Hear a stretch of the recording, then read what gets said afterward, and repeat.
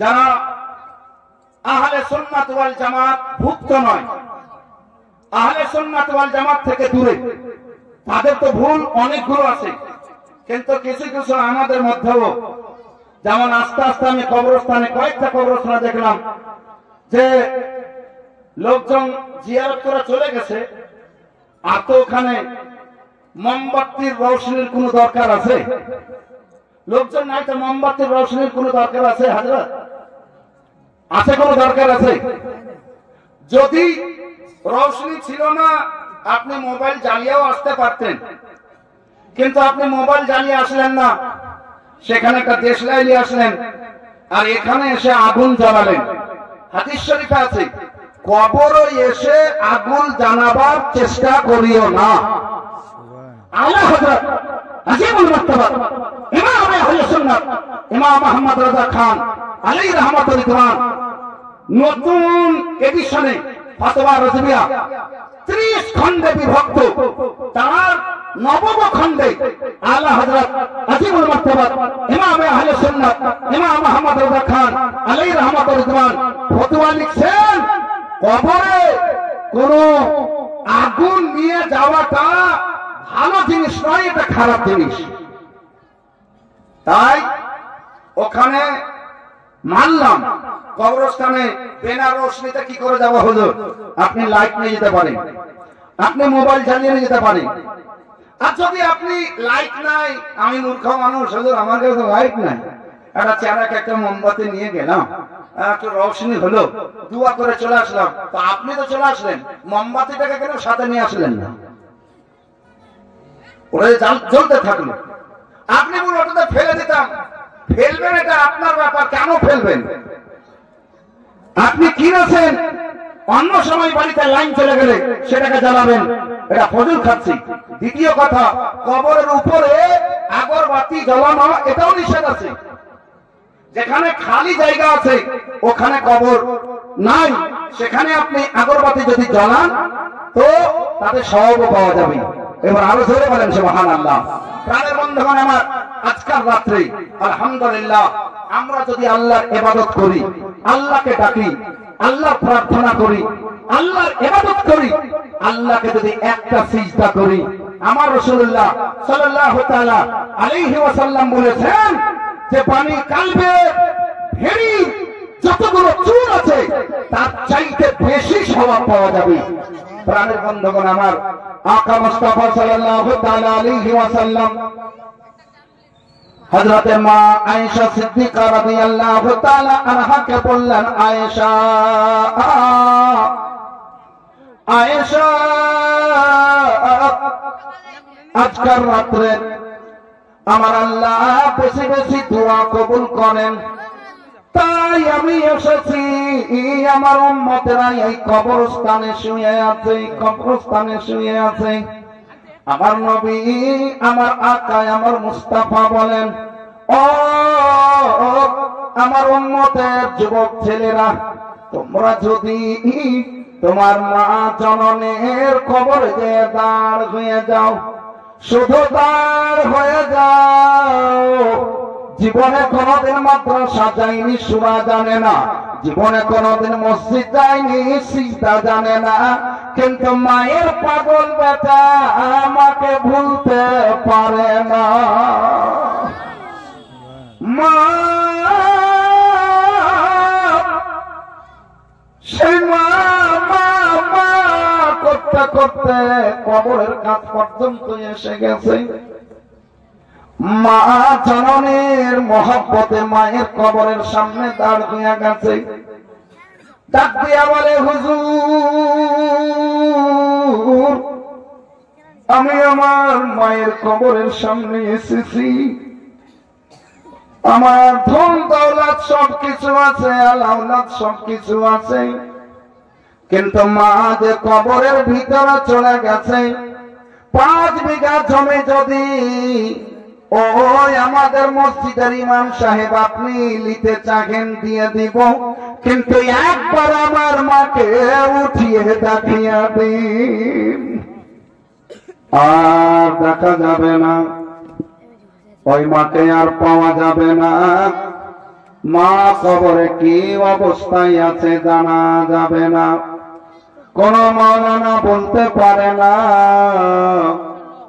তোমার মা কবরে কি অবস্থায় আছে। বর্তমান যুগে কত কত শত শত লোকজন আছে, কেউ বলতে পারে না। প্রাণের বন্ধুগণ আমার, তাই আমার নবী মুস্তাফা বলেছেন, যদি তুমি তার কলেজার বেটা না কিছু জানলেও শুধু মায়ের কবরের সামনে দাঁড় হয়ে যেও, এটাই তোমার জিয়ারত হয়ে যাবে। শুধু দাঁড় হওয়ার নাম জিয়ারত, কবরের সামনে সামনে হওয়া মানে জিয়ারত। জিয়ারত করার জন্য কুল কলমা পড়তে হবে জরুরি নাই, সূরা ফাতিহা পড়তে হবে জরুরি নাই, দোয়া করতে হবে জরুরি নাই।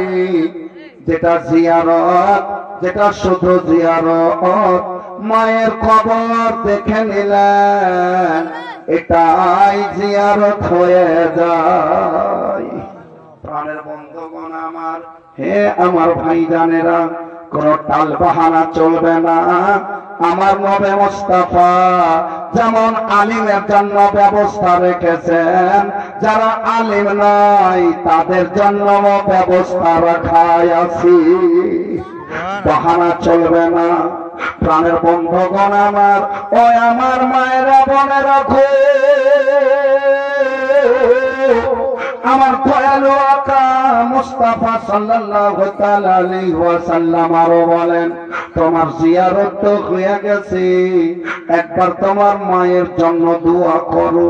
প্রাণের বন্ধুগণ, যদি সে মূর্খ মানুষ জানে না কেমন করে দোয়া করব, আলিম সঙ্গে নিয়ে গেছে তো ভালোই ভালো, আর যদি না নিয়ে গেছে, যতটুকু জানে সূরা ফাতিহা পড়বে জানে না, কুল হুয়াল্লাহু আহাদ পড়বে জানে না, দুরূদ পড়বে জানে, সুবহানাল্লাহ পড়বে জানে, আলহামদুলিল্লাহ পড়বে জানে, যতটা জানছে ততটা পড়ে আল্লাহর কাছে নিজের ভাষাতে যদি বলে দেয়, আল্লাহ রাব্বুল আলামিন আমি মূর্খ বেটা,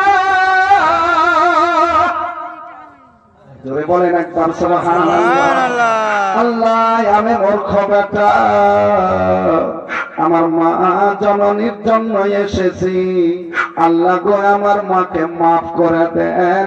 আমার নবী মুস্তাফা বলছেন, এক মৌলবি দোয়া করলে তার মায়ের নামে তাড়াতাড়ি কবুল হবে, তেমনি তোমার দোয়া তোমার মায়ের জন্য তাড়াতাড়ি কবুল হবে।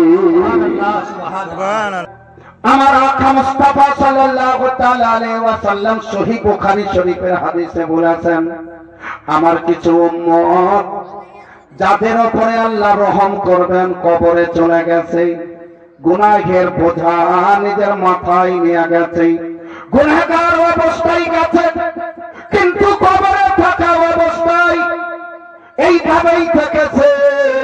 যখন কবর থেকে উঠে হাসরের ময়দান যাবে, আমার নবী মুস্তাফা বলছেন, এমন ভাবে উঠবে কবর হতে যেমন সে জীবনে কোনদিন গুনাহ করেনি। ঝুমকে বলি আপনার আব্বাকে আপনি দেখতে চাহেন, যেন আপনার আব্বা সে কবরস্থান থেকে উঠে হাসরের ময়দান যাবে, তো তার অবস্থা এমন হবে, মনে হবে যে তাই জীবনে কোনদিন গুনাহই করে, তার গুনাহ সব কবরেই ধুয়ে মুছে থেকে গেছে, পাক পবিত্র অবস্থায় কবর থেকে উঠেছে। চাইবেন আপনি যে আমার আব্বার যেন এই অবস্থা হয়, আমার মায়ের যেন এই অবস্থা হয়, আমার বন্ধু যেন এই অবস্থা হয়? বাপ কে চাইবে না? সবাই চাইবে। আমার আকা আমার মুস্তাফা সাল্লাল্লাহু তাআলা আলাইহি ওয়াসাল্লাম বলে, হ্যাঁ যদি চাও তাহলে নিজের মায়ের জন্য দোয়া করো, মায়ের জন্য নফল পড়ো, মায়ের জন্য নামাজ অবস্থায় বলো, আল্লাহুম্মা গফিরলি ওয়া লিওয়ালিদাইয়া ওয়া লিমান কাবারাতা ওয়া লিজামি'il والمؤمنين والمؤمنات والمسلمين والمسلمات হে বেরাদারানে ইসলাম, হে আমার মায়েরা, হে আমার বোনেরা গো, আকা মুস্তাফা সাল্লাল্লাহু তাআলা আলাইহি ওয়াসাল্লাম বলছেন কখনো মায়ের দোয়া পেয়েছে, কখনো ভাইয়ের দোয়া পেয়েছে, কখনো বেটার দোয়া পেয়েছে, কখনো বিটির দোয়া পেয়েছে, কখনো খানদানের দোয়া পেয়েছে, কখনো প্রতিবেশীর দোয়া পেয়েছে, কখনো মুসলমানের দোয়া পেয়েছে। এই দোয়া পাওয়ার বাতাওলাতে তার সারা জীবনের গুনাহ মাফ হয়ে গেছে। সুবহানাল্লাহ।